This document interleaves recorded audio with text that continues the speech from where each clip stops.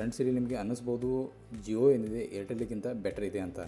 Without number change ಮಾಡಿದೆ ನೀವು ಇಲ್ಲಿ ಏರ್ಟೆಲ್ಗೆ ಪೋರ್ಟ್ ಆಗಬೇಕು ಅಂತಿದ್ದೀರಾ ಅಂದರೆ, ಇನ್ನು ಈ ವಿಡಿಯೋದಲ್ಲಿ ಏನಿದೆ ನಾನು ನಿಮಗೆ ವಿತೌಟ್ ನಂಬರ್ ಚೇಂಜ್ ಮಾಡಿದೆ ನೀವು ಇಲ್ಲಿ ಸ್ಟೆಪ್ ಬೈ ಸ್ಟೆಪ್ ಅಂತ ತಿಳಿಸ್ಕೊಡ್ತೀನಿ. ನೀವು ಇಲ್ಲಿ ಜಿಯೋ ನಂಬರಿಂದ ಏರ್ಟೆಲ್ಗೆ ಇಲ್ಲಿ ಪೋರ್ಟ್ ಆಗೋದು ಹೇಗೆ ಅಂತ ನಿಮ್ಮ ಮೊಬೈಲಲ್ಲೇ ಮನೆಯಲ್ಲೇ ಕೂತ್ಕೊಂಡು ನೀವು ಇಲ್ಲಿ ಪೋರ್ಟ್ನ ಮಾಡ್ಬೋದು. ಫ್ರೆಂಡ್ಸ್, ಇಲ್ಲಿ ಕೆಲವೊಂದು ಟರ್ಮ್ಸ್ ಆ್ಯಂಡ್ ಕಂಡೀಷನ್ ಇದೆ, ಕೆಲವೊಂದು ಕ್ರೈಟೇರಿಯಾ ಇದೆ. ಇನ್ನು ಒಂದನೇ ಕ್ರೈಟೇರಿಯಾ ಬಂದು ಇಲ್ಲಿ ನಿಮ್ಮ ಜಿಯೋ ನಂಬರ್ ಏನಿದೆ ಇಲ್ಲಿ 3 ಮಂತ್ ಏನಿದೆ ಓಲ್ಡ್ ಇರಬೇಕು.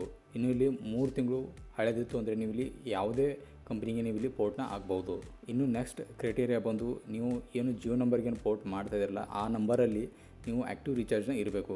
ಆವಾಗ ಮಾತ್ರ ನೀವು ಇಲ್ಲಿ ಪೋರ್ಟ್ ಮಾಡೋದಕ್ಕೆ ಇಲ್ಲಿ ಎಲಿಜಿಬಲ್ ಆಗ್ತೀರಾ. ಇನ್ನು ವಿಡಿಯೋ ಶುರು ಮಾಡೋಕ್ಕಿಂತ ಮುಂಚೆ ನಮ್ಮ ಕಡೆಯಿಂದ ಒಂದು ಸಣ್ಣ ರಿಕ್ವೆಸ್ಟು, ಇನ್ನೂ ಹೊಸದಾಗಿ ಬಂದಿದ್ದೀರಾ ಅಂದರೆ ದಯವಿಟ್ಟು ಚಾನಲ್ಗೆ ಸಬ್ಸ್ಕ್ರೈಬ್ ಮಾಡೋದನ್ನು ಮಾತ್ರ ಮರಿಬೇಡಿ. ಫ್ರೆಂಡ್ಸ್, ಇನ್ನು ಸ್ಟಾರ್ಟಿಂಗ್ ನೀವು ಏನು ಮಾಡಬೇಕಂದ್ರೆ ಏರ್ಟೆಲ್ ಥ್ಯಾಂಕ್ ಯು ಅಪ್ಲಿಕೇಶನ್ ಏನಿದೆ ನಿಮ್ಮ ಫೋನಲ್ಲಿ ಇನ್ಸ್ಟಾಲ್ ಮಾಡಬೇಕಾಗುತ್ತೆ. ಅಂದರೆ ನೀವು ಯಾವುದೋ ಜಿಯೋ ನಂಬರಿಂದ ನೀವು ಇಲ್ಲಿ ಪೋರ್ಟ್ನ ಮಾಡ್ತಾ ಇದ್ದೀರಾ ಆ ನಂಬರಲ್ಲಿ ನೀವು ಏರ್ಟೆಲ್ ಥ್ಯಾಂಕ್ ಯು ಅಪ್ಲಿಕೇಶನ್ ನೀವು ಇಲ್ಲಿ ಇನ್ಸ್ಟಾಲ್ ಮಾಡಿ.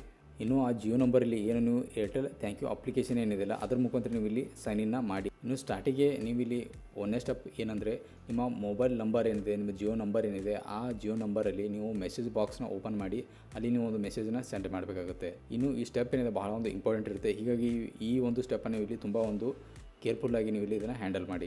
ಇನ್ನು ಮೆಸೇಜ್ ಬಾಕ್ಸಲ್ಲಿ ನೀವು ಇಲ್ಲಿ ಓಪನ್ ಮಾಡಿ ಇಲ್ಲಿ 1900 ಇನ್ನು ಟೆಕ್ಸ್ಟ್ ಮೆಸೇಜಲ್ಲಿ ನೀವು ಇಲ್ಲಿ ಕ್ಯಾಪಿಟಲ್ ಲೆಟ್ರಲ್ಲಿ ನೀವು ಇಲ್ಲಿ PORT ಕ್ಯಾಪಿಟಲ್ ಲೆಟ್ರಲ್ಲಿ ನೀವು ಟೈಪನ್ನು ಮಾಡಬೇಕಾಗುತ್ತೆ. ನೀವು ಜಿಯೋ ನಂಬರ್ನ ನೀವು ಇಲ್ಲಿ ಪೋರ್ಟ್ ಮಾಡಬೇಕು ಅಂತಿದ್ದೀರ ಆ ನಂಬರ್ ನೀವು ಇಲ್ಲಿ ಹಾಕಬೇಕಾಗುತ್ತೆ. ಒಂದು ಸಲ ನೀವು ಸೆಂಡ್ ಮಾಡೋಕ್ಕಿಂತ ಮುಂಚೆ ಒಂದು ಸಲ ನೀವು ಚೆಕ್ನ ಮಾಡ್ಕೊಳ್ಳಿ. ಅದು ಆದಮೇಲೆ ಈ SMS ಏನಿದೆ ಅದನ್ನು ಸೆಂಡ್ನ ಮಾಡಿ. ನೀವು ಮೆಸೇಜ್ ಕಳಿಸಿದ ತಕ್ಷಣ ತುರಂತಾಗಿ ನಿಮಗೆ ಇಲ್ಲಿ ಒಂದು ರಿಪ್ಲೈ ಬರುತ್ತೆ, ಅಂದರೆ UPC ಕೋಡ್ ಏನಿದೆ ಬರುತ್ತೆ. ಹೌದು, ಈ ಕೋಡ್ ಏನಿದೆ ಬಹಳ ಒಂದು ಇಂಪಾರ್ಟೆಂಟ್ ಇರುತ್ತೆ. ಇನ್ನು ವಿತೌಟ್ UPC ಕೋಡ್ ಇಲ್ಲದೆ ನೀವು ಇಲ್ಲಿ ಪೋರ್ಟ್ ಮಾಡೋದಕ್ಕೆ ಸಾಧ್ಯನೇ ಇಲ್ಲ. ಒಂದು ವೇಳೆ ನೀವು UPC ಕೋಡ್ ಬಂದಿದೆ ಅಂದರೆ ಅದನ್ನು ನೋಟ್ ಮಾಡಿ ಇಟ್ಕೊಳ್ಳಿ, ಇಲ್ಲಾಂದರೆ ಒಂದು ಸ್ಕ್ರೀನ್ಶಾಟ್ ತೆಗೆದು ನಿಮ್ಮ ಫೋನಲ್ಲಿ ಇಟ್ಕೊಳ್ಳಿ. ಏರ್ಟೆಲ್ ಥ್ಯಾಂಕ್ ಯು ಅಪ್ಲಿಕೇಶನ್ ಏನಿದೆ ನೀವು ಇಲ್ಲಿ ಆ ನಂಬರ್ ಮುಖಾಂತರ ನೀವು ಇಲ್ಲಿ ಸೈನ್ ಇನ್ ಮಾಡಬೇಕಾಗುತ್ತೆ. ಇನ್ನು ಏರ್ಟೆಲ್ ಥ್ಯಾಂಕ್ ಯು ಅಪ್ಲಿಕೇಶನಲ್ಲಿ ನೀವು ಒಂದು ಪೋರ್ಟ್ ಟು ಏರ್ಟೆಲ್ ಅಂತ ಇರುತ್ತೆ, ಆ ಒಂದು ಆಪ್ಷನ್ ಮೇಲೆ ಕ್ಲಿಕ್ನ ಮಾಡಿ. ಇನ್ನು ಸ್ಟಾರ್ಟಿಗೆ ನೀವು ಅಲ್ಲಿ ಮೇಲೆ ಕೊಟ್ಟಿರ್ತಾರೆ ಅಂದರೆ ಬಾಯ್ ನೀವು ಏರ್ಟೆಲ್ ಪ್ರಿಪೇಯ್ಡ್ ಸಿಮ್ ಕಾರ್ಡ್ ಅಂತ. ಒಂದು ವೇಳೆ ಪೋಸ್ಟ್ ಪೇಯ್ಡ್ ಇದೆಯೋ ಅಥವಾ ಪ್ರಿಪೇಯ್ಡ್ ಅನ್ನೋದು ಒಂದ್ಸಲ ಸರಿಯಾಗಿ ನೀವು ಚೆಕ್ನ ಮಾಡ್ಕೊಳ್ಳಿ. ಕೆಲವೊಂದು ಬಾರಿ ಏನಿದೆ ಅಲ್ಲಿ ಆಟೋಮೆಟಿಕ್ ಆಗಿ ಪೋಸ್ಟ್ ಪೇಯ್ಡ್ ಅಂತ ಸೆಲೆಕ್ಟ್ನ ಇರುತ್ತೆ. ಹೀಗಾಗಿ ಒಂದ್ಸಲ ನೀವು ಇಲ್ಲಿ ಅಬ್ಸರ್ವ್ ಮಾಡೋದು ಭಾಳ ಒಂದು ಇಂಪಾರ್ಟೆಂಟ್ ಇದೆ. ಇನ್ನು ಸೆಕೆಂಡ್ ಸ್ಟೆಪ್ಪಲ್ಲಿ ನಿಮಗೆ ಅಡ್ರೆಸ್ನ ಹಾಕೋದಕ್ಕೆ ಹೇಳ್ತಾ ಇರುತ್ತೆ.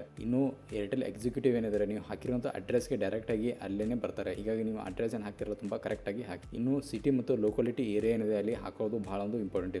ನೀವು ಸಿಟಿ ಮತ್ತು ಏರಿಯಾ ಹಾಕಿದ ಮೇಲೆ ಅಲ್ಲಿ ಆಟೋಮೆಟಿಕ್ ಆಗಿ ನಿಮ್ಮದು ಏರಿಯಾದ ಪಿನ್ ಕೋಡ್ ಏನಿದೆ ಡಿಟೆಕ್ಟ್ ಆಗುತ್ತೆ. ಅದು ಆದಮೇಲೆ ನೆಕ್ಸ್ಟ್ ಪ್ರೊಸೆಸ್ ಏನಿದೆ ನೀವು ಪ್ಲೇಸ್ ಟು ರಿಕ್ವೆಸ್ಟ್ ಅಂತ ಕ್ಲಿಕ್ನ ಮಾಡಿ. ಅದಾದಮೇಲೆ ಕನ್ಫರ್ಮ್ ರಿಕ್ವೆಸ್ಟ್ ಅಂತ ಬರುತ್ತೆ, ಅದನ್ನು ನೀವು ಇಲ್ಲಿ ಕ್ಲಿಕ್ನ ಮಾಡಿ. ಅದಾದಮೇಲೆ ಇಲ್ಲಿ ನಿಮಗೆ ರಿಕ್ವೆಸ್ಟ್ ಸಕ್ಸಸ್ಫುಲ್ ಅಂತ ಬರುತ್ತೆ. ಇನ್ನು ಏರ್ಟೆಲ್ದು ಎಕ್ಸಿಕ್ಯೂಟಿವ್ ಕಾಲ್ಗೋಸ್ಕರ ನೀವು ಇಲ್ಲಿ ವೇಟ್ನ ಮಾಡಬೇಕಾಗುತ್ತೆ.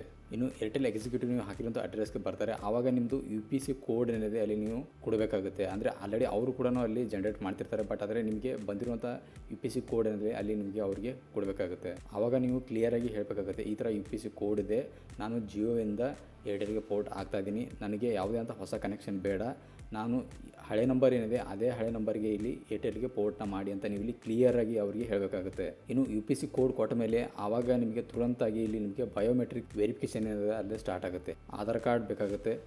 ಇನ್ನು ಬಯೋಮೆಟ್ರಿಕ್ ಕಂಪ್ಲೀಟ್ ಆದಮೇಲೆ ಇನ್ನು ಪೋರ್ಟ್ ಪ್ರೊಸೆಸ್ ಏನಿದೆ ಇಲ್ಲಿ ಕಂಪ್ಲೀಟಾಗಿ ಸಕ್ಸಸ್ಫುಲ್ ಆಗುತ್ತೆ. ಇನ್ನು ಪೋರ್ಟ್ದು ಪ್ರೊಸೆಸಿಂಗ್ ಎಷ್ಟು ದಿವಸ ಆಗುತ್ತೆ ಅಂದರೆ ನಾರ್ಮಲ್ ನೀವು ಜಮ್ಮು ಕಾಶ್ಮೀರಲ್ಲಿ ಇದ್ದೀರಾ ಅಂದರೆ ಇಲ್ಲಿ ನಿಮಗೆ 20 ರಿಂದ 25 ದಿವಸ ಬೇಕಾಗುತ್ತೆ. ಇನ್ನು ಉಳಿದಂಥ ಸ್ಟೇಟ್ಸ್ ಏನಿದೆ ಇಲ್ಲಿ ನಿಮಗೆ 3 ರಿಂದ 4 ದಿವಸ ಒಳಗಡೆ ಏನಿದೆ ಈ ಪೋರ್ಟ್ ಪ್ರೊಸೆಸ್ ಏನಿದೆ ಇಲ್ಲಿ ಕಂಪ್ಲೀಟ್ ಆಗುತ್ತೆ. ಅಂದರೆ 3 ರಿಂದ 4 ದಿವಸ ಒಳಗಡೆ ಪ್ರೊಸೆಸ್ ಏನಾದ್ರು ಸ್ಟಾರ್ಟ್ ಆಗುತ್ತೆ. ಆವಾಗ ಅಲ್ಲಿವರೆಗೂ ಕೂಡ ನಿಮ್ಮದು ಜಿಯೋ ನಂಬರ್ ಏನಿದೆ ಇಲ್ಲಿ ವರ್ಕ್ ಆಗ್ತಾ ಇರುತ್ತೆ, ಯಾವುದೇ ಕಾರಣ ಕೂಡ ಬಂದ್ ಆಗೋದಿಲ್ಲ. ಇನ್ನು ಒಂದು ವೇಳೆ ನಮ್ಮದು ಪೋರ್ಟ್ ಆಗಿದೆಯೋ ಇಲ್ವೋ ಅಂತ ನಿಮಗೆ ಗೊತ್ತಾಗಬೇಕಾದ್ರೆ ಈ 3-4 ದಿವಸ ಒಳಗಡೆ ನಿಮ್ಮ ಜಿಯೋ ಸಿಮ್ ಕಾರ್ಡ್ ಏನಾದರೂ ಆ್ಯಕ್ಟಿವ್ ಇರುತ್ತೆ. ಯಾವಾಗ ಸಿಮ್ ಕಾರ್ಡ್ ಏನು ಬಂದ್ ಆಗುತ್ತೆ ಆವಾಗ ತಿಳ್ಕೊಂಬಿಡಿ ನಾವು ಜಿಯೋಯಿಂದ ಏರ್ಟೆಲ್ಗೆ ಪೋರ್ಟ್ ಆಗಿದ್ದೇವೆ ಅಂತ. ಆವಾಗ ನಿಮ್ಮದು ಏರ್ಟೆಲ್ದು ಏನು ಪೋರ್ಟ್ ಆಗಿರ್ತಲ್ಲ ಹೊಸ ಸಿಮ್ ಕಾರ್ಡ್ ಏನಿರುತ್ತೆ ಅದು ನೀವು ಇಲ್ಲಿ ನಿಮ್ಮ ಫೋನಲ್ಲಿ ಇನ್ಸರ್ಟ್ನ ಮಾಡಿ. ಐ ಹೋಪ್ ನಿಮಗೆ ಇನ್ಫಾರ್ಮೇಷನ್ ಸಿಕ್ಕಿದೆ ಅಂದ್ಕೊಂಡಿದ್ದೀವಿ. ಸಂಪೂರ್ಣವಾಗಿ ನಿಮಗೆ ಏನಾದರೂ ಡೌಟ್ಸ್ ಇದ್ದರೆ ನಿಮಗೆ ಕಮೆಂಟ್ ಬಾಕ್ಸಲ್ಲಿ ತಿಳಿಸೋಣ ಮಾತ್ರ ಮರಿಬೇಡಿ. ನಮಸ್ಕಾರ.